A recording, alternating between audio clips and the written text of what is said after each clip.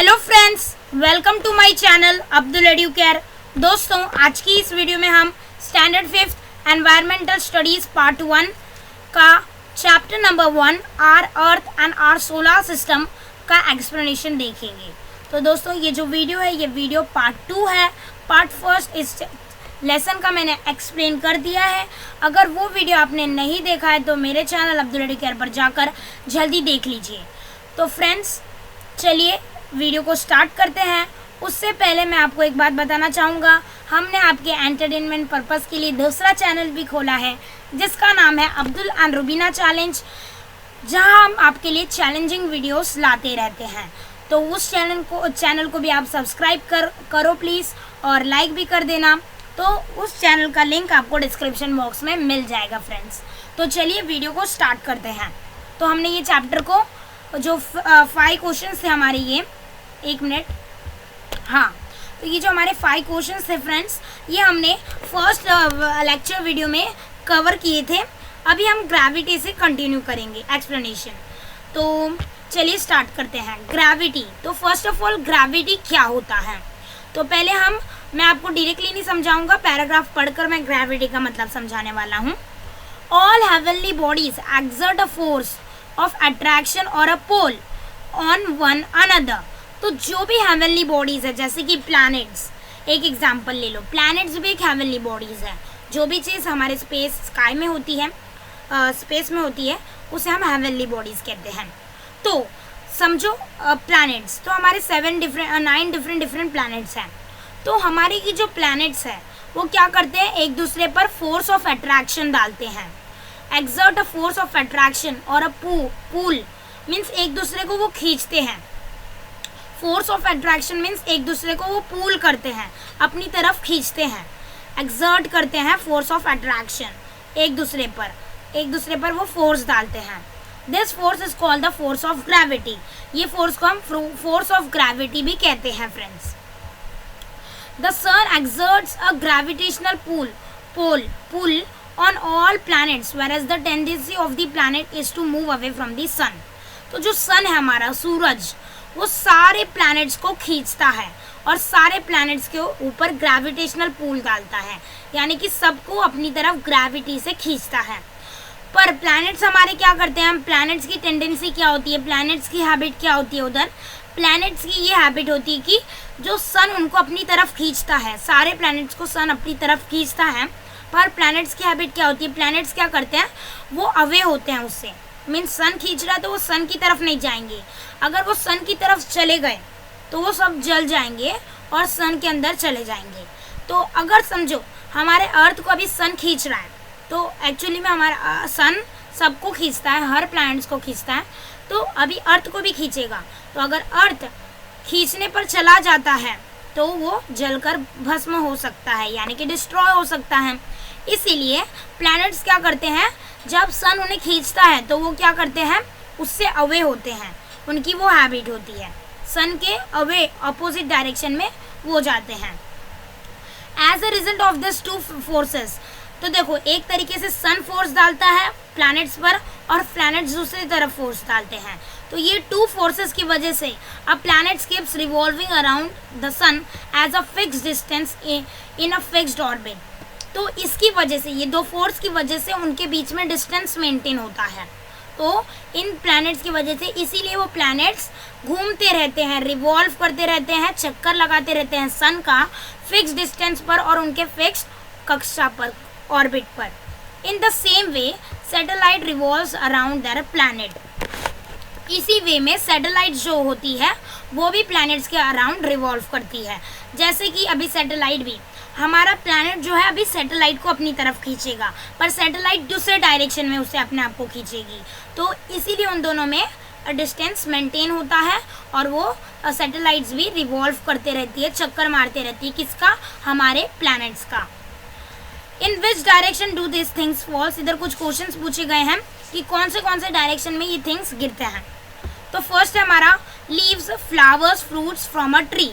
अभी leaves, flowers, अभी leaves यानी कि पत्ते, फ्लावर्स यानी कि फूल, फ्रूट्स यानी कि फल, ये जो ट्री से गिरते हैं तो वो कौन से डायरेक्शन में गिरते हैं। अब जाते हैं गिरकर कि लेफ्ट जाते हैं, राइट जाते हैं या डाउन जाते हैं? ऑब्वियसली फ्रेंड्स, कोई भी चीज़ गिरेगी हमारे अर्थ पर तो वो नीचे आएगी। क्यों? Because of a gravitational force. जो भी ग्रेविटेशनल फोर्स है, कोई भी चीज़ अगर ऊपर से गिरती है तो हमारा अर्थ उसे नीचे खींच लेता है, क्योंकि ग्रेविटेशनल फोर्स की वजह से। अगर ग्रेविटेशनल फोर्स नहीं होता तो अभी जो भी आपके घर में थिंग्स है, जैसे कि बुक्स, पेंसिल, रबर, सारे थिंग्स एक्सेट्रा, वो हवा में उड़ने लगती, क्योंकि अर्थ उन्हें अपने नीचे खींचता ही नहीं, तो वो कैसे नीचे आती? तो वो हवा में ही रहती, घूमती रहती, फिरती रहती। तो बिकॉज ऑफ ग्रेविटेशनल फोर्स अगर आप कोई चीज़ को ऊपर भी फेंकोगे तो वो हमारी अर्थ जो है ना, वो बहुत ही पावर है अर्थ के पास। वो ग्रेविटी से अपनी ग्रेविटेशनल फोर्स से सारे चीज़ों को नीचे खींच लेती है। तो rock that come loose from a hill side, कोई भी अगर रॉक यानी कि चट्टान, हिल साइड यानी कि हिल पर से, यानी कि पहाड़ी पर से, अगर पहाड़ी पे से कोई एक चट्टान टूट कर गिरती है तो वो कहाँ आएगी? ऑब्वियसली वो भी हमारे नीचे ही आएगी, डाउनवर्ड्स ही आएगी, क्योंकि बिकॉज ऑफ ग्रेविटेशनल फोर्स कोई भी चीज़ हवा में नहीं रह सकती, अर्थ उन्हें अपनी ग्रेविटेशनल फोर्स से नीचे खींच लेता है। Rain falling from the sky, अभी जो बारिश गिरती है, बारिश के बूंदे गिरते हैं स्काई से, वो भी हवा में नहीं रहते, बिकॉज ऑफ ग्रेविटेशनल फोर्स उन्हें भी अर्थ नीचे खींच लेता है। कोई भी चीज़ आप ऊपर फेंको वापस वो नीचे ही आने वाली है अर्थ पर, क्योंकि अर्थ पर ग्रेविटेशनल फोर्स है। Due to earth gravity, earth की ग्रेविटी की वजह से all things on the earth remain on it, earth की ग्रेविटी की वजह से सारे जो भी चीज़ है हमारे अर्थ पर ही रहते हैं। Even if we throw something upwards with great force, अगर कोई भी चीज़ को हम ऊपर फेंकते हैं ग्रेट फोर्स से, एकदम ताकत लगाकर, it finally falls down to the ground, फिर फाइनली वो वापस नीचे ही आने वाली है। अ न्यू वर्ड स्पेस, अभी हम न्यू वर्ड के बारे में सीखेंगे जो हमारे चैप्टर में नहीं आया था पर अभी आने वाला है, वो है स्पेस। स्पेस क्या है? स्पेस का मीनिंग दिया गया है, the emptiness between and beyond the stars and planets is called space और आउटर स्पेस। जो एम्प्टीनेस यानी कि जो खाली जगह होती है स्टार्स और प्लैनेट के बीच में या ऊपर बोल सकते हो आप, तो जो स्टार्स एंड प्लैनेट के बीच में जो जगह होती है या उनके ऊपर, उसे हम स्पेस कहते हैं। जो खाली जगह एम्प्टीनेस यानी कि स्टार्स और प्लैनेट्स के बीच में और ऊपर उनके जो भी खाली जगह होती है उसे हम स्पेस कहते हैं या आउटर स्पेस कहते हैं। कोई भी कुछ भी बोल सकते हो आप। तो होप सो आपको स्पेस का मतलब समझ में आ गया होगा friends. People have also been curious about the heavenly bodies in the sky, तो पीपल्स भी बहुत ही क्यूरियसी है उनके अंदर जानने की हेवनली बॉडीज़ के बारे में। हेवनली बॉडीज़ यानी कि प्लैनेट, स्टार्स, एस्टेरॉइड्स, जो भी आ चुका, जो भी हमारे स्पेस में है। They have also wanted to reach them, उन्हें देखना भी है, उनके बारे में जानना भी है। However, to send some object from the earth into space, it must be given power. It must be given power against the force of gravity. बहुत ही अच्छी बात की गई है। अगर कोई भी चीज़, यानी कि सपोज एक एग्जाम्पल ले लेते हैं हम, रॉकेट को हमें लॉन्च करना है अर्थ से स्पेस तक, तो वो ऐसे ही नहीं जाएगा, उसे बहुत पावर लगेगा। क्यों? क्योंकि अर्थ की जो ग्रेविटी है उसे अपने तरफ खींचेगी, उसे इतना जल्दी नहीं जाने देगी। तो अर्थ की ग्रेविटी के अगेंस्ट हमें जाना है तो बहुत सारा पावर लगेगा फ्रेंड्स, ऐसे ही नहीं जाएगी। दैट इज़ वाई एक अच्छा एग्जांपल है इधर दिवाली फायर क्रैकर, जो रॉकेट बोलते हैं उसे, तो उसमें भी बहुत सारा एक्सप्लोजिव सब्सटेंस भरा जाता है ताकि एकदम पावर से और एकदम रैपिडली, एकदम फटक से वो ऊपर जाए। क्योंकि अर्थ की ग्रेविटी के अगेंस्ट जाना है तो हमें बहुत पावर लगेगा, इतना जल्दी आप अर्थ की ग्रेविटी के अगेंस्ट नहीं जा सकते। तो बहुत ही अच्छा एग्जांपल दिया है। अगर हमें स्पेस में एक रॉकेट लॉन्च करनी है तो उसे बहुत पावर लगेगा, क्योंकि उसे अर्थ की ग्रेविटी के अगेंस्ट जाना है। रॉकेट टेक्नोलॉजी और space technology is use for that purpose. Rocket की जो टेक्नोलॉजी है और स्पेस लॉन्च टेक्नोलॉजी है वो यही पर्पस के लिए यूज़ होती है, क्योंकि उसमें बहुत ही पावर दिया जाता है, क्योंकि वो ग्रेविटी के अगेंस्ट जाती है। One of the Diwali fire cracker is called a rocket. एक दिवाली फायर क्रैकर को रॉकेट भी कहा जाता है, जो आपने यूज़ भी किया होगा, इधर पिक्चर भी दी गई है। It is packed with explosive substance यानी कि जलने वाला सब्सटेंस, उसमें ऐसा जलने वाला सब्सटेंस बनाया जाता है कि अगर हम उसे आग लगाते हैं तो वो जल जाएगा। The explosive Burns rapidly and produce a lot of energy, ये सबसे इंपॉर्टेंट है, लॉट ऑफ एनर्जी। तो ये जो एक्सप्लोसिव जलने वाला सब्सटेंस को जब हम बर्न करते हैं वो रैपिडली बर्न हो जाता है, जल्दी से बर्न यानी कि जल जाता है, and produce a lot of energy, और बहुत सारी एनर्जी प्रोड्यूस करता है। एक्सप्लोसिव का मतलब जलने वाला।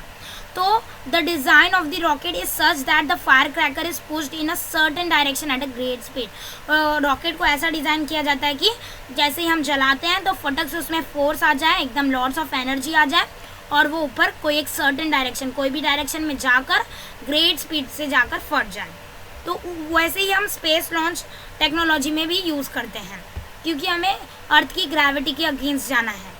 Very powerful rockets are use to send a space craft into space. तो बहुत सारे पावरफुल रॉकेट्स का हम यूज़ करते हैं स्पेस क्राफ्ट में, स्पेस में स्पेस क्राफ्ट को लॉन्च करने के लिए। स्पेस क्राफ्ट क्या है? अभी एक टाइप ऑफ मशीन है या व्हीकल है, जो एक आर्टिफिशियल सैटेलाइट भी आप उसे कह सकते हो। Space craft is able to fly in the space. तो वो स्पेस क्राफ्ट जो है वो स्पेस में फ्लाई भी कर सकता है, और उधर से कुछ इंफॉर्मेशन लेने के लिए उसे भेजा जाता है, और वो बहुत ही हैवी होती है, थाउजेंड्स ऑफ टन की होती है स्पेस क्राफ्ट। तो रॉकेट्स की मदद से उसे भेजा जाता है स्पेस क्राफ्ट मशीन को स्पेस में।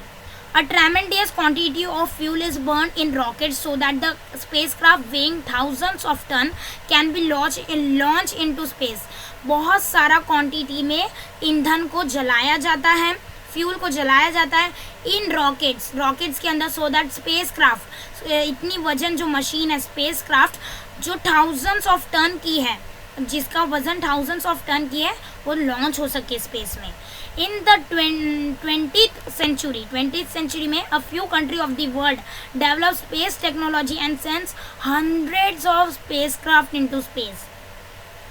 तो 20th सेंचुरी में, अभी तो ये 21st सेंचुरी है, तो 20th सेंचुरी में अ फ्यू कंट्रीज़, कुछ कंट्रीज़ ने बहुत सारे डेवलप स्पेस टेक्नोलॉजी, एक स्पेस टेक्नोलॉजी डेवलप की थी, जिसमें उन्होंने हंड्रेड्स यानी कि 100 से हंड्रेड्स ऑफ स्पेस क्राफ्ट, 100 से ज़्यादा भी स्पेस क्राफ्ट स्पेस में भेजे हैं। स्पेस क्राफ्ट एक मशीन है, मैं वापस बताता हूँ, एक मशीन है जिसे भेजा जाता है स्पेस में कुछ इन्फॉर्मेशन ऑब्टेन करने के लिए, ऑब्टेन मीन्स पाने के लिए, तो कुछ इन्फॉर्मेशन उधर से लेने के लिए। Space craft can also fly in the space, और उसे आर्टिफिशियल सैटेलाइट भी कहा जाता है friends. Our country is well known for the development of its space launch technology. हमारा जो कंट्री है इंडिया, वो भी स्पेस लॉन्च टेक्नोलॉजी में भी वेल नोन है, फेमस है, क्योंकि हमने भी स्पेस लॉन्च टेक्नोलॉजी डेवलप की है। Some space craft remain in space, कुछ स्पेस क्राफ्ट स्पेस में ही रह जाते हैं। Some are brought back to earth while some land on other planets और सैटेलाइट्स। तो कुछ स्पेस क्राफ्ट जो होते हैं स्पेस में ही रहते हैं, और कुछ को वापस लाया जाता है अर्थ पर, while some on the land while some land on other planets और सैटेलाइट्स। देखो 3 टाइप की जाते हैं, कुछ स्पेस क्राफ्ट जो भेजे जाते हैं स्पेस में वो उधर ही रहते हैं, और कुछ किसी को वापस अर्थ पर लाया जाता है, और कोई स्पेस क्राफ्ट को लैंड किया जाता है, कोई दूसरे प्लैनेट्स पर रखा जाता है, और या तो सैटेलाइट पर लैंड किया जाता है उसे। In some missions scientist also travel in the spacecraft. कुछ मिशन रहता है तो साइंटिस्ट को भी जाने की ज़रूरत पड़ती है तो स्पेस में, तो वो भी स्पेस क्राफ्ट में ही ट्रैवल कर जाता है। They are called astronauts. तो वो साइंटिस्ट को क्या बोलते हैं? एस्ट्रोनॉट्स कहते हैं, जो स्पेस क्राफ्ट में बैठकर स्पेस में जाता है। तो एक अच्छा एग्जाम्पल दिया गया हमें एस्ट्रोनॉट्स का। इंडियन एस्ट्रोनॉट है Rakesh Sharma. Rakesh Sharma, do you know, क्या आपको मालूम है राकेश शर्मा के बारे में? तो आप कमेंट बॉक्स में लिखकर ज़रूर बताना। Rakesh Sharma become the first Indian astronaut to go into space in 1984। तो राकेश शर्मा एक ऐसे एस्ट्रोनॉट है जो फर्स्ट इंडियन है जो स्पेस में गए हैं in 1984. He spent 8 days on a space station for a joint mission of the ISRO and the तो फ्रेंड्स राकेश शर्मा जो है उन्होंने अपने 8 डेज स्पेंड किए स्पेस स्टेशन में फॉर अ जॉइंट मिशन, एक जॉइंट मिशन के लिए इसरो का और and the Soviet इंटरकॉस्मो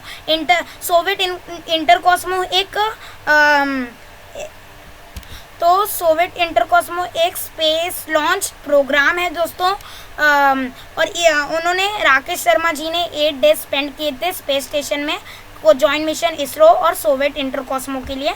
seeing India from space, उन्होंने इंडिया को भी देखा स्पेस से और उन्होंने कहा कि ही सेड इट लुक्स सारे जहां से अच्छा, तो उन्होंने कहा कि इंडिया सारे जहां से अच्छा लगता है स्पेस से, ऐसा उन्होंने कहा। तो अभी हम थोड़ा सा ऊपर आते हैं फ्रेंड्स और find out more about the work of Kalpana Chawla and Sunita Williams astronauts of Indian origin. तो ये कल्पना चावला भी एक इंडियन एस्ट्रोनॉट्स है और सुनीता विलियम भी, इनके बारे में आपको बहुत इंफॉर्मेशन कलेक्ट करनी है जो कि इधर नहीं दी गई है। आप हायर स्टैंडर्ड्स में जाओगे तो आपको मिल जाएगी। अभी तो आपको राकेश शर्मा के बारे में इन शॉर्ट बताया गया है, तो इनके बारे में आपको इन्फॉर्मेशन फाइंड आउट करनी है और मुझे कमेंट बॉक्स में बताना है कि आपने इन्फॉर्मेशन फाइंड आउट की है कि नहीं। आपको ओपन एंडेड क्वेश्चन के लिए आपको पूछ भी सकते हैं एग्ज़ाम में, तो उसके बारे में भी आप लर्न कीजिए फ्रेंड्स। और मैन मेड सैटेलाइट्स के बारे में हम पढ़ने जा रहे हैं आगे। तो मैन मेड सैटेलाइट्स क्या होती है? In short man made satellites वो होती है जो सैटेलाइट्स इंसानों ने बनाई है। Man-made satellites provide useful information for agriculture, environment, weather forecasting, making maps and searching for water and mineral wealth on the earth। तो man-made satellites हमें किसके बारे में यूज़फुल इन्फॉर्मेशन देती है? एग्रीकल्चर, खेती के बारे में, एनवायरनमेंट के हमारे पर्यावरण के बारे में, वेदर फोरकास्टिंग देखने के लिए कि वेदर कैसा है, वेदर की कंडीशंस कैसे है प्रेडिक्ट करने के लिए, मेकिंग मैप्स बनाने के लिए, searching for water and mineral wealth on the earth. हम मैनमेड सैटेलाइट के ज़रिए से हम वाटर सर्च कर सकते हैं हमारे अर्थ पर कहाँ कहाँ वाटर है, और मिनरल वेल्थ मीन्स कहाँ कहाँ कॉपर मिलेगा, कोल मिलेगा, हमें गोल्ड मिलेगा, उसके हिसाब से भी हम सर्च कर सकते हैं कि कौन सी जगह में क्या चीज़ पाई जाएगी। They are also use for telecommunication. तो मैनमेड सैटेलाइट्स टेलीकम्युनिकेशन के लिए भी यूज़ होता है। They are put into orbit around the earth. तो मैनमेड सैटेलाइट्स को हम ऑर्बिट में डालते हैं अर्थ के around. They can remain in space for many years. Manmade satellites बहुत सालों तक स्पेस में रह सकते हैं फ्रेंड्स। ऑलवेज रिमेंबर, आपको हमेशा याद रखना है ये बात, space scientist have not yet been able to find a single other planet which has life on it। तो स्पेस के जो साइंटिस्ट है उन्होंने अभी तक कोई भी एक सिंगल प्लैनेट नहीं फाइंड आउट किया है जिस पर इंसान जीवित रह सकते हैं, जहां इंसान जी सकते हैं, यानी कि उधर लाइफ नहीं है। Therefore our Earth is an invaluable planet। इसीलिए जो हमारा अर्थ जो है वो एकदम अनमोल प्लैनेट है जहां सिर्फ जिंदगी यानी कि लाइफ पीपल्स जी सकते हैं। इसीलिए आपको क्या करना चाहिए वो आगे बताया गया। The degradation of environment for many reason will be a treat to the existence of life itself. तो डिग्रेडेशन मीन्स डिस्ट्रॉय करना, एक तरीके से एनवायरनमेंट का डिस्ट्रॉय नहीं करना चाहिए हमें। अगर हम किसी भी तरह से एनवायरनमेंट को डिस्ट्रॉय करते हैं फॉर एनी रीज़न, कोई भी रीज़न के लिए, हम कोई भी कारण के लिए हमारा पर्यावरण डिस्ट्रॉय होता है, तो हम मीन्स आगे आने वाले समय में हम ये एक बहुत बड़ी वार्निंग हो जाएगी, थ्रेट यानी कि वार्निंग बोल सकते हो आप, या बहुत बड़ा खतरा हो जाएगा हमारे एग्जिस्टेंस ऑफ लाइफ इटसेल्फ। हमारे जीने के लाइफ के लिए भी हम जी नहीं पाएंगे आने वाले समय में, क्योंकि अर्थ ही एक ऐसा प्लैनेट है। अगर आप अर्थ के एनवायरनमेंट, अर्थ के पर्यावरण को ही आप डिस्ट्रॉय करते हो, डिग्रेडेशन मीन्स चीज़ों की कमी होना, जैसे कि वाटर, एयर, वैसे मीन्स उधर ख़राब हो जाना, पोल्यूशन हो जाना उधर। तो अगर किसी भी कारण से आप अगर हमारे एनवायरनमेंट को नुकसान पहुंचाते हो, डिस्ट्रॉय करते हो, तो ये बहुत बड़ा खतरा हो सकता है हमारे लाइफ के लिए, जीने लाइफ के लिए, क्योंकि आने वाले समय पर बहुत ही हमें तकलीफ हो सकती है। तो फ्रेंड्स अब हम आगे बढ़ते हैं हमारे चैप्टर की ओर। तो व्हाट वी हैव लर्न, क्या हमने सीखा इस चैप्टर में, ये हम बाद में करेंगे। उससे पहले ये जो हमारा ऊपर वाला पेज था उसे कंटिन्यू करेंगे, ये वाला, क्योंकि ये रह गया था। डू यू नो, क्या आपको मालूम है इंडिया स्पेस मिशंस के बारे में। तो इंडिया का स्पेस मिशन था चंद्रयान, मंगलयान। तो चंद्रयान क्या होता है पहले वो देखते हैं। On 22 October 2008 the India space mission research organize, यानी कि इंडिया स्पेस रिसर्च ऑर्गेनाइजेशन, इसका शॉर्ट फॉर्म है ISRO, launched a spacecraft to the moon. उन्होंने एक स्पेसक्राफ्ट, मैंने बताया स्पेसक्राफ्ट का मीनिंग, उन्होंने मून पर लॉन्च किया। The mission is known as Chandrayaan 1, उस मिशन को चंद्रयान 1 कहा गया। Mangalyaan is another important Indian space mission, Mangalyaan भी एक अनदर इम्पोर्टेंट स्पेस मिशन है। It is known as M.OM, तो उसे MOM भी कहते हैं और मार्स ऑर्बिट मिशन भी कहते हैं, जिसका फुल फॉर्म है Mars orbit mission. It was launch on 5 नवंबर 2013। तो 2013 5 नवंबर 2013 को लॉन्च हुआ क्या, मंगलयान, ये जो स्पेस मिशन था हमारा। It got establish in an orbit after the planet around the planet Mars. It got established in an orbit around the planet Mars on 24th September 2014। तो वो जाकर वो जो मंगलयान जाकर कहाँ गई, मार्स की जो ऑर्बिट थी अराउंड द प्लैनेट मार्स, तो वो orbit around the planet Mars तो उधर जाकर वो एस्टैब्लिश हो गई, उधर वो रह गई ऑन 24 सितंबर 2014। तो 24 सितंबर को वो पहुंची मार्स के उधर। ISRO achieve this feet in its first attempt. तो इसरो फर्स्ट अटेम्प्ट में ही, मतलब पहली बार में ही वो अटेम्प्ट में, फर्स्ट अटेम्प्ट में ही, मतलब पहली बार में ही वो सक्सेस पा गए इस मिशन में। Both this mission are unmanned, पर ये दोनों मिशन अनमैन थे, मीन्स उनके साथ स्पेस में कोई मैन नहीं गया था, खाली ये चंद्रयान 1 और मंगलयान को ही भेजा गया था। अनमैन थे, मैन नहीं गए थे। That is there were no people on the board this spacecraft, मतलब ऑन बोर्ड यानी कि ऑन बोर्ड मीन्स ऑन समझ लो। There were no man on this spacecraft means spacecraft पर कोई मैन नहीं गया था, अनमैन थे ये दोनों mission. The objective of the mission is a deeper study on the moon and Mars. Objective यानी कि एम, गोल। तो इस मिशन का क्या गोल था, खाली डीपर स्टडी करनी है हमें मून और मार्स के बारे में, मून और मार्स के बारे में हमें ज़्यादा स्टडी करनी है। इसीलिए जो मंगलयान था उसे हमने मार्स के ऑर्बिट में स्टैब्लिश किया, उसे मार्स के ऑर्बिट पर भेजा गया। अब फोटोग्राफ, तो देखो ये आप देख लो इधर फटक से, ये है फ़ोटो चंद्रयान की, ये वाली जो देख रहे हो आप, और ये है फ़ोटो मंगलयान की, ये वाली। और ये वाली जो फ़ोटो है, a photograph of the region around India taken by Mangalyaan. तो ये रीजन है, जगह है इंडिया के अराउंड की, और वो ली गई है मंगलयान से। ये हमने कर लिया, ये तो हमने कर ही लिया था। अब हम इधर थे, व्हाट वी हैव लर्न, हमने क्या क्या सीखा था। The sun is a star, sun भी एक स्टार ही है फ्रेंड्स, जो हमने पढ़ा था। All other bodies in the solar system get light from the sun. जो भी अदर बॉडीज़ है सोलार सिस्टम में, उन्हें लाइट सन से ही मिलती है। The sun and the planets, their satellites, dwarf planets and asteroids that revolve around the sun are together called the solar system. Sun यानी कि सूरज, प्लैनेट्स आपको मालूम है ग्रह, देयर सैटेलाइट्स, उनकी सैटेलाइट्स, प्लैनेट्स की भी एक एक सैटेलाइट्स होती है, जैसे कि हमारे हमारे अर्थ की नेचुरल सैटेलाइट कौन सी है, मून है, और दूसरे प्लैनेट्स की वैसे ही उनकी सैटेलाइट्स हैं।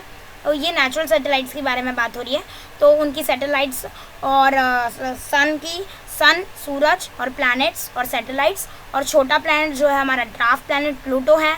एस्टेरॉइड्स जो बड़े बड़े पत्थर होते हैं, asteroids that revolve around the sun, ये सारी चीज़ें जो रिवॉल्व्स करते हैं सन, एस्टेरॉइड जो हमारे सन के अराउंड चक्कर लगाते हैं, are together called the solar system. ये सारे मिलाकर हमारा सोलार सिस्टम बनता है, इन सबको हम सोलार सिस्टम कहते हैं। Third point, things on the earth remain on it due to the force of gravity. ये तो आपको मालूम ही है, जो भी अर्थ पर चीज़ें अब रह रही है ज़मीन पर, वो क्यों रह रही है, फोर्स ऑफ ग्रेविटी की वजह से रह रही है। अदरवाइज फोर्स ऑफ ग्रेविटी नहीं होती तो सारी चीज़ें हवा में उड़ने लगते हैं। To travel in space, fourth point है हमारा, to travel in space the earth gravitational force has to be overcome. Space में ट्रैवल करने के लिए हमें अर्थ के ग्रेविटेशनल फोर्स के अगेंस्ट जाना पड़ेगा, ज़्यादा पावर लगाना पड़ेगा। Rocket technology help us to do that. तो रॉकेट टेक्नोलॉजी में वही बताया गया है कि कैसे ग्रेविटेशनल के अगेंस्ट जाकर वो एकदम ज़्यादा पावर लगाकर हम स्पेस में लॉन्च करते हैं उसे। तो होप सो फ्रेंड्स, पूरा चैप्टर कंप्लीट हो चुका है 2 पार्ट में। अगर वीडियो अच्छा लगता है तो वीडियो को लाइक करें, चैनल को सब्सक्राइब करें और भूलना मत हमारे दूसरे channel Abdul and Rubina channel को सब्सक्राइब करने के लिए उसका लिंक आपको डिस्क्रिप्शन बॉक्स में मिल जाएगा फ्रेंड्स। तो बाय बाय फ्रेंड्स, वीडियो अच्छा लगता है तो चैनल को सब्सक्राइब करें। Thanks for watching this video. Like share subscribe to my channel Abdul Educare.